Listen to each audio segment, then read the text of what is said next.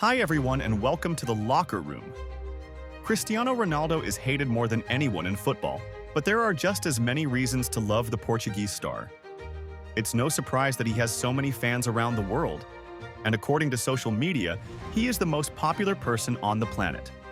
Ronaldo is also a family man and a good friend, regularly donates to charity, and has become an idol for several generations due to his hard work and determination.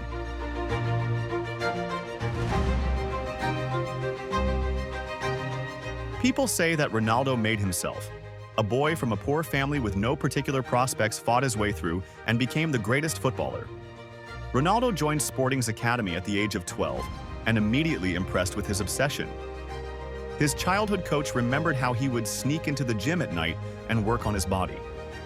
These late-night training sessions continued until Cristiano was caught by a guard. The teenager was fined, and the money was deducted from his stipend, but Ronaldo still couldn't stop and stayed in the gym longer than the others. Cristiano's friend from Sporting's academy, Jesus Gonzalez, recalled how he would pick up the boy from the gym and drive him back to the dorm. I had to wait a long time because he didn't want to leave. I'd knock on the gym window and persuade him, "Chris, let's go. It's getting late." At Manchester United, Ronaldo became even more obsessed. In England, the conditions were more conducive to professional growth, considering the infrastructure of Manchester United, the quality of the coaches, and the completely different level of the team. At Manchester United, Ronaldo's training became more systematic and intentional, and fitness coach Mike Clegg created a program for him. Ronaldo's schedule at Manchester United looked like this: a morning session in the gym targeting all muscle groups before the main team training, followed by extra dribbling, long shots, and free kick practice after the team session. In the evening, there was another gym session, where the forward focused on leg strength. His Manchester United teammates recalled that Ronaldo always arrived earlier than everyone else. If training started at 9 a.m., you could arrive at 8 and already see Cristiano there. Arrive at 7:30 and he was already there. One time I did everything to be in the gym before him, arriving at 6:30, but Ronaldo was there. He was sleepy, but already in the gym, remembered Carlos Tevez. Manchester United physiotherapist Walter De Salvo said that after the team's training, Cristiano would go to the outskirts of the Carrington base to work on his dribbling, as he was drawn to the wooded and hilly terrain. Ronaldo is obsessed not just with training, he cares about every aspect of his life, including nutrition, sleep, running, recovery, and all the little details. In 2006, Cristiano invited Patrice Evra to dinner. The kitchen only had salad, some chicken, and water.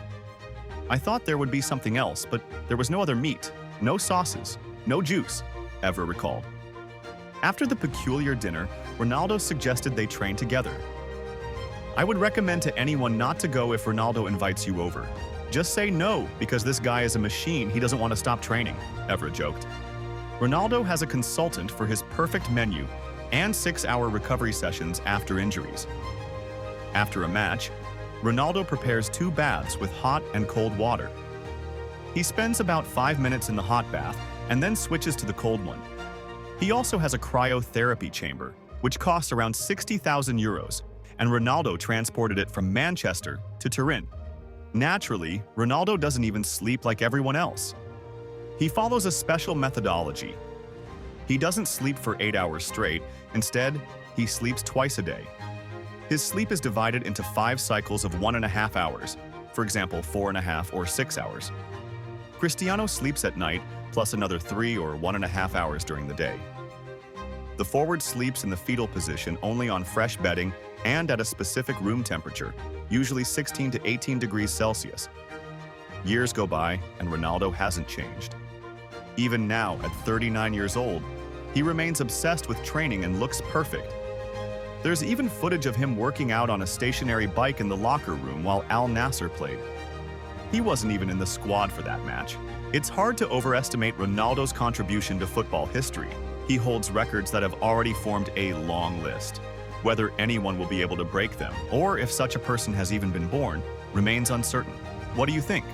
Let's remember Cristiano's most important achievements. He is the top scorer in the history of national teams and the Portugal national team with 135 goals, the top scorer in the European Championships with 14 goals, the top scorer in the history of the Champions League with 140 goals, the top scorer in European club competitions with 145 goals, and the top scorer in Real Madrid's history with 450 goals, as well as the club's and Juventus's seasonal goal-scoring records with 61 and 37 goals, respectively. Ronaldo has many more records, and this is something that will make him loved by generations to come. Ronaldo is greatness. Through his achievements and lifestyle, he has become a role model and idol for millions of children and adults around the world. Remember the photo of little Mbappe sitting in a room covered in posters of Ronaldo? Now imagine how many children looked up to Cristiano and followed his example. Many young players have said Ronaldo is their idol: Mudryk, Kvaratskhelia, Endrick, and others. Ronaldo's signature celebration is imitated not only by Neymar, Mbappe, Toni Kroos, Ramos, but by 1,000 other footballers. The movement was also copied by Louis Jetta from the West Coast Eagles Australian football team, kicker Josh Lambo from the Jacksonville Jaguars NFL team, and Lamar Houston from the Chicago Bears NFL team. Some even tore their cruciate ligament trying to replicate Cristiano's move. There are plenty of videos on YouTube where people shout "Sigh" at weddings in response to the priest's question, "Do you take this woman as your wife?" Swing at university graduations, and just in everyday situations. In 2016, journalists calculated that over his career, Ronaldo had donated more than 10 million euros to charity. It looks like this amount has at least doubled in the past 8 years. Cristiano has financially supported various initiatives, including AIDS prevention, cancer research, aid to victims of natural disasters, education, human rights protection, and the fight against hunger and poverty. In 2007, Ronaldo's mother was diagnosed with breast cancer. Cristiano thanked the oncology center that treated his mother by donating £120,000. In 2015, he donated several million euros after an earthquake in Nepal, which killed 9,000 people and injured 22,000, causing huge damage to the country. In 2014, Ronaldo learned that a 10-month-old boy, Eric Cruz, needed an urgent and expensive operation. The Portuguese player contacted the family, initially giving them his football shirt and boots for an auction, and later transferring money to help. During the 2014 World Cup in Brazil, Ronaldo played a match with a zigzag shaved into his head, a pattern that resembled the scar on the boy's head after surgery. Here's another story. Ronaldo once learned about a 9-year-old boy, Nuhuzet Guillen, who was diagnosed with an incurable form of cancer. Cristiano sent his driver to bring the boy's family to a hotel where the Real Madrid team was staying. Ronaldo invited Nuhuzet to watch a match at the Santiago Bernabeu, dedicated a goal to him, and gave him his shirt. Cristiano also paid for experimental cancer treatment in the United States, but sadly the boy passed away in March 2013 due to the aggressive form of the disease. Ronaldo has also donated his trophies to charity. In 2011, after scoring 40 goals for Real Madrid under Mourinho, Ronaldo received the European Golden Boot. He decided to sell it, and the proceeds were directed to charity. The Golden Boot was sold at auction for £1,200,000, and the money went toward building schools in war-torn Gaza. 2 years later, when Ronaldo received the Ballon d'Or, he requested a replica be made and sold it at auction for £530,000. Cristiano has repeatedly turned down financial bonuses. In 2013, he was named to UEFA's Team of the Year and received a €100,000 bonus, which he donated to the Red Cross. A year later, Ronaldo helped Real Madrid win the Champions League and received a €450,000 bonus, which he distributed between Save the Children, UNICEF, and World Vision. It's a well-known fact that Ronaldo's mother wanted to have an abortion. When she was pregnant with the future superstar, Dolores thought 4 children were already too much, considering how poor their family was. His mother worked as a cleaner, and his father struggled with various jobs and had problems with alcohol. But the doctors refused to perform the abortion. Sometimes Cristiano laughs and says, "You didn't want me to be born, but here I am and now I help you." We can laugh about it, recalls Ronaldo's mother. Ronaldo's childhood was tough. His father seemed to support his son's interest in football, but they never had a close relationship. Despite this, Cristiano has never forgotten his father. A portrait of his father hangs in his mansion. In 2019, when journalist Piers Morgan showed Ronaldo a video of his father speaking to Norwegian television shortly before his death in 2005, saying that he was proud of his son, Ronaldo cried.